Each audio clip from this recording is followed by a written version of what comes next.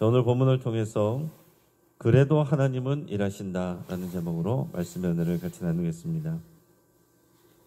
우리 발명왕 에딘슨은 전구를 발명하기까지 수천 번을 실패했습니다.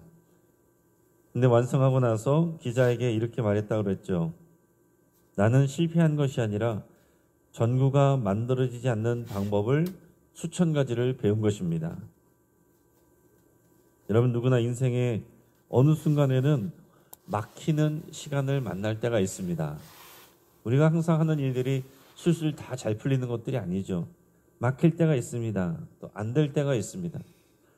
우리 신앙생활에도 기도해도 응답이 없고 열심히 해도 일이 멈춰버릴 때가 있습니다. 그럴 때 우리는 속으로 이렇게 물을 수 있어요. 하나님, 왜 멈추게 하셨습니까? 하나님, 왜 가만히 계십니까? 하나님, 왜 나의 기도에 응답하지 않으십니까? 오늘 성경 본문의 상황이 그런 상황입니다. 그런 상황에서 정말 하나님이 일하심을 기대하면 그 가운데서도 또 새로운 교훈을 얻을 수 있는데, 그러나 그 가운데서 하나님을 신뢰하지 못하면 그것은 그냥 실패의 결과가 되고 그런 역사가 될 뿐입니다. 자, 지금 예루살렘 성전 재건이 한창이던 때였어요. 이 바벨론에서 포로 생활에서 돌아온 유다 백성들은 정말 눈물과 감격으로 무너진 하나님의 집을 세워가고 있었습니다. 그런데 그 광경을 지켜보던 그 주변에 살던 이 사마리아 사람들은 불편했어요. 그들은 예루살렘이 다시 강해지는 것을 원치 않았습니다. 지금껏 그 사람들 없이 자기들이 왕노릇하며 즐겁게 잘 지냈는데 갑자기 또 유대인들이 와서 저렇게 뭔가를 짓고 하고 하니 또 성전 건축하는데 끼워주지도 않으니 화가 나서 그들은 교묘한 방법으로 이 하나님의 일을 방해하기 시작하는 거죠. 그 중에 하나가 뭐냐면 그 페르시아 왕 아닥사스다에게 편지를 보냅니다. 그 편지에는 이렇게 쓰여 있었어요. 왕이여, 예루살렘은 예로부터 반역하던 악한 성입니다. 이들이 성을 완성하면 왕에게 세금도 내지 않고 조공도 거부할 것입니다. 또 이런 말로 고소장을 올려버린 것입니다. 오늘 본문의 11절에서 13절까지 말씀을 같이 한번 읽습니다. 아닥사스다 왕에게 올린 그 글의 초본은 이러하니 강 건너편에 있는 신하들은 왕에게 아뢰나이다.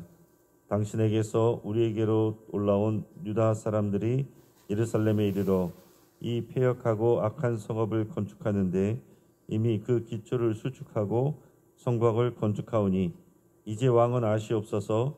만일 이 성읍을 건축하고 그 성곽을 완공하면 저 무리가 다시는 조공과 관세와 통행세를 바치지 아니하리니 결국 왕들에게 손해가 되리이다. 자, 아닥사스다 왕에게 올린 글이다 라고 그랬습니다.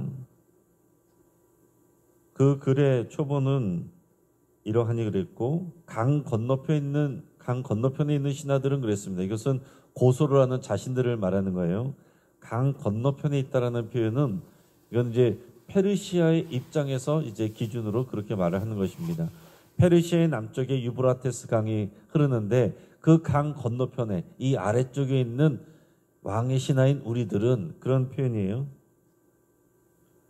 그러면서 왕에게 알려드리기를 당신에게서 우리에게 올라온, 그러니까 지리적으로는 이제 북쪽에서 남쪽이니까 우리로 표현하면은 내려왔다고 표현할 것 같지만은 이 예루살렘 지역이 이제 고지대입니다. 고지대이니까 예루살렘에 항상 갈 때는 북쪽에서 남쪽으로 온다고 할지라도 예루살렘 쪽으로 올라올 때는 올라온다 이런 표현을 항상 씁니다. 그래서 이제 왕에게서 우리에게 올라온 이 포로 귀환한 이 유다 백성들에 대해서 얘기를 하는 거죠. 그들이 돌아와서 지금 성전을 건축하고 성읍을 건축하는데 벌써 이미 많이 진척이 됐습니다. 근데 만약에 이것이 다 완공이 되면 저들은 조공과 관세와 통행세를 왕에게 바치지 않을 것입니다. 그랬습니다. 이건 뭐 사실이 아니죠. 그냥 자기들의 상상입니다. 조공, 관세, 통행세, 이것은 이 강한 이 제국에게 패망한 나라가 바치는, 이제 신한 나라가 된 나라가 바쳐야 되는 그런 것들입니다. 그런데 지금 이런 것들을 그들이 바치지 않을 거라고 말을 하는 거예요. 왕이 이 편지를 받고 또 역사 기록을 조사를 했습니다. 그랬더니 정말로 유다 백성들이 과거에 반역한 일들이 있었음을 발견을 했어요. 당연히 이제 바벨론이 이제 강성해질 때에 이 유다 백성은, 유다 왕들은 예레미야 선지자의 말을 듣지 않고 자꾸 밑에 있는 애굽하고 붙어가지고 애굽하고 힘을 합쳐서 바벨론에 거역하고 반대하고 싸우려고 했었죠. 그 기록이 남아 있는 겁니다. 그래서 왕이, 자, 그러니까 지금 이것은 한참 시간이 좀 지난 걸로 보이는 거죠. 기록을 조사해서 보고 나니까 아, 이런 일들이 정말 있네. 그러면서 왕이 명령을 내려버립니다. 21절 말씀 같이 한번 읽습니다. 이제 너희는 명령을 전하여 그 사람들에게 공사를 그치게 하여 그 성을 건축하지 못하게 하고 내가 다시 조서 내리기를 기다리라. 자, 공사 중단 명령을, 행정명령을 내려버렸습니다. 그 명령이 예루살렘에 전달되냐 사마리아 사람들은 마치 기다렸다는 듯이 우르르 달려와서 무력으로 그 공사를 중단시켜버렸어요.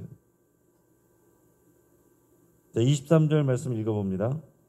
아닥사스 왕의 조소 초본이 르흠과 서기관 심세와 그의 동료 앞에서 낭독되매 그들이 예루살렘으로 급히 가서 유다 사람들을 보고 권력으로 억제하여 그 공사를 그치게 하니. 자, 여기서 말하는 르흠, 또 앞에 나오면 방백 르흠 이렇게 나옵니다. 서기관 심세, 이 사람들이 이 방해하는 일, 하나님의 일을 방해하는 사람들의 이 앞에 서 있는 그런 리더들입니다. 그러니까 하나님의 일을 방해하는 그런 사람들의 대표 이름들이에요. 여러분, 그 이름이 이렇게 영원히 성경에 하나님의 일을 대적하는 자들의 명단으로 올라와 있다. 그때는 그것이 자기들이 잘하는 줄 알았겠지만 나중에 하나님의 심판대 앞에 서면 그것이 얼마나 무서운 일이고 두려운 일이겠습니까? 여러분, 우리의 삶이요, 하나님의 일에 협력하는 자의 삶이 되어야 되지 하나님의 일을 거역하고 방해하는 자가 되어서는 안 됩니다. 그래서 망치질이 멈춰졌습니다. 그래서 제단에 불도 식어져 버렸습니다. 유대인들의 마음도 시간이 지나면서 점점 이제 식어가는 거예요. 이렇게 중단된 시간이 몇 년이라고요? 16년입니다. 여러분, 16년 동안 공사가 진행됐다. 그 유다 백성들의 마음이 어떻겠어요? 처음에는 어떻게든지 이렇게 노력해보고 저렇게 노력해보고 하려고 했겠지만은 아무런 소용이 없는 거예요. 16년 동안 아무 일도 일어나지 않는 것입니다. 그들이 열심히 기도했는데 하나님께서 응답하지 않으세요. 하나님이 보내주셔서 우리가 이곳에 왔는데, 이런 어려움을 만났는데 왜 하나님은 우리 기도에 응답하지 않으시는가? 왜 하나님은 우리를 돕지 아니하시는가? 유다 백성들의 마음이 점점점 식어지는 겁니다. 아, 이제 끝났구나. 하나님은 침묵하시는 거구나. 그러나 하나님은 멈추지 않으셨습니다. 오늘 본문 에스라 4장은 이렇게 끝이 나요. 24절 말씀을 같이 읽습니다. 이에 예루살렘에서 하나님의 성전 공사가 바사왕 다리오 제2년까지 중단되니라. 아멘. 자, 이 말은 무슨 얘기겠습니까? 이때까지 중단이 되었다는 말은 그때부터 공사가 다시 시작되었다라는 말이에요. 근데 이제 역사적으로 보면은 이 아닥사스다 왕보다 다리오 왕이 먼저 사람인데, 근데 이제 고대 글이다 보니까 이제 글이 착각이 있었든지 순서가 바뀌었든지 이제 뭐 그럴 수 있어요. 근데 중요한 것은 아무튼 16년이 지나는 동안 공사가 중단이 되었다라는 거지. 그래서 유다 백성들은 정말 긴 어둠처럼 느꼈을 거예요. 하나님 왜 이렇게 침묵하시나? 왜 일하지 않으시는가? 그러나 그 16년의 시간은 하나님의 그냥 침묵이 아니라 준비의 시간이었다 하는 겁니다. 하나님은 백성들의 마음을 새롭게 하시기 위해서 그 후에 선지자 학계, 그리고 선지자 스가랴를 일으키셔요. 그 스가랴 학계 선지자들이 다시 외쳤습니다. 이 성전을 건축하라. 여호와께서 너희와 함께 하시느니라. 이 백성들에게 이것을 다시 강조할 때 왜 그랬겠습니까? 백성들의 마음이 벌써 식어버린 거예요. 이제 마음이 딴 데로 가버린 것입니다. 여러분, 우리의 신앙이 그렇지 않습니까? 한참 뜨거워질 때, 잘 될 때, 그때 뭔가 열심히 하려고 그랬지만 뭔가 어려움이 오거나 또 중단이 되면 마음을 식는 것은 금방입니다. 그럼 저도 우리 교회 와서 처음에 한참 좋아지고 그러다가 코로나 오고 교회 못 오고 그러면서 처음에는 다들 아쉬워하고 안타까워하고 그러다 시간이 지나면서 그냥 집에서 예배하는 게 편해지고 나중에는 코로나 끝났는데도 안 나오고 마음이 식어지고 차가워지고 그것을 다시 회복하는 게 지금도 어려운 일입니다. 여러분, 한국교회의 평균 30%가 그렇게 마음이 식었다는 거잖아요. 예배가 회복이 안 되는 것이 한국교회 평균 30%라는 그런 조사가 나와 있어요. 경험해 보니까 그게 편한 거예요. 열심히 하려던 마음이 한번 식어지니까 이제는 다시 마음이 생기지 않는 것입니다. 그냥 주일에 놀러 다니고 다른 일하고 하는 것이 편해지는 거예요. 교회 나와서 예배하는 것보다 그냥 편하게 집에서 예배하는 것이 편해지는 것입니다. 처음에는 안타까웠지만은 그런 마음들이 식어버리는 거죠. 그러나 16년 후에 이 선지자들이 일어나서 이렇게 선포할 때 백성들의 마음이 다시 이제 불이 붙기 시작했습니다. 여러분, 잊지 마시기 바랍니다. 하나님의 일은 한번 멈춘 것 같이 보였지만은 결코 중단되지 않았다라는 것입니다. 그것은 잠시 하나님의 때를 기다리는 숨고르기였다. 우리가 이렇게 후대에서는 평가를 할 수가 있는 것입니다. 여러분, 우리 인생도 마찬가지예요. 우리 인생이 무언가 진행이 잘 되다가 막힐 때가 있습니다. 하나님이 기도해도 침묵하실 때가 있어요. 그렇지만 그때에도 하나님이 일하고 계신다는 것을 믿으시길 바랍니다. 성경은 그것을 우리에게 보여주고 있고 증거하고 있는 것입니다. 하나님의 일을 하다가 우리도 무언가로부터 방해를 받거나 환경이 막힐 때 그럴 때가 있어요. 사람들이 오해할 때도 있고 세상이 비난할 때도 있고 방해할 때도 있습니다. 행정적으로 법적으로 우리가 어려움을 당할 때도 있어요.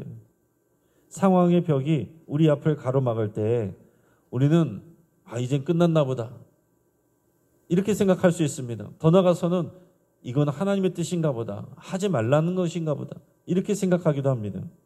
하지만 하나님은 멈추신 적이 없습니다. 하나님은 조용히 깊이 그리고 반드시 일하십니다.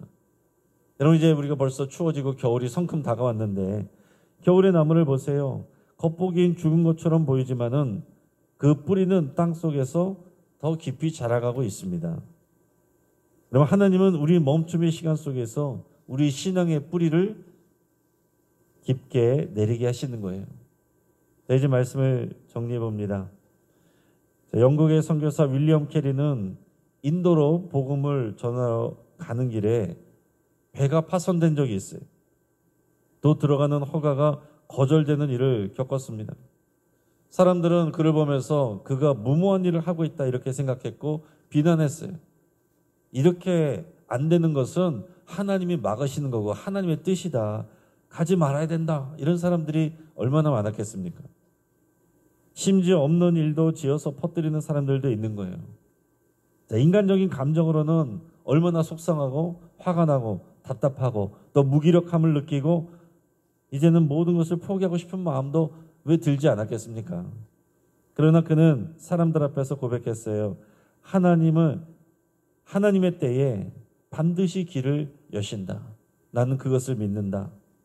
여러분, 이 믿음이 바로 에스라 시대의 백성들이 가져야 됐던 그런 믿음이고 시간이 지나서 다시 경험한 그런 믿음이기도 한 것입니다. 막힌다는 것은요, 끝이 아닙니다. 하나님이 여전히 일하고 계십니다. 우리는 믿음으로 그것을 봐야 돼요.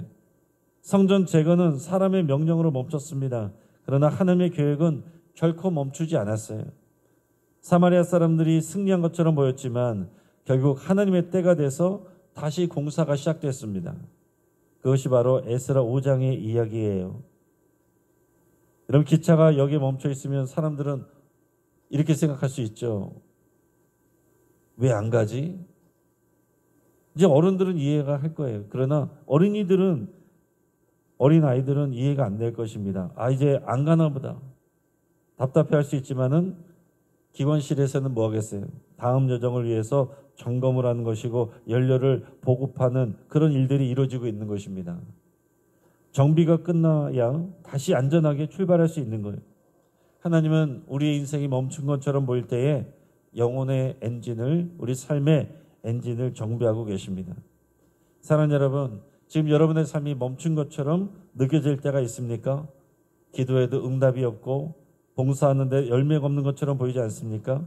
그렇다면 오늘 이 말씀을 꼭 기억하시길 바랍니다. 하나님은 멈춘 것처럼 보이지만 여전히 일하고 계신다. 막힘은 끝이 아니라 준비의 시간이다. 여러분, 하나님의 때가 오면요, 멈춰있던 돌들도 다시 쌓이고 꺼진 불도 다시 타오르게 됩니다. 오늘 우리 개인의 삶에서, 또 우리 가정에서, 우리 교회에서, 우리 하는 모든 일들 가운데서 이런 하나님의 역사를 기대하는 저 여러분 되기를 주의 이름으로 축복합니다. 기도하겠습니다. 이 말씀을 붙잡고 함께 기도하겠습니다. 삶이 멈춘 것 같은 상황에서도 포기하지 않고 하나님을 소망하기로 여러분 결단할 수 있기 바랍니다. 또 우리들의 마음이 식어져 있고 기도가 무너져 있다면 다시 새롭게 시작하기로 결단할 수 있기 바랍니다. 또 우리의 실수와 실패에도 여전히 일하고 계신 하나님께 감사드릴 수 있기 바랍니다. 환우들을 위해서, 또 우리 수험생들을 위해서 기도해 주시기 바랍니다.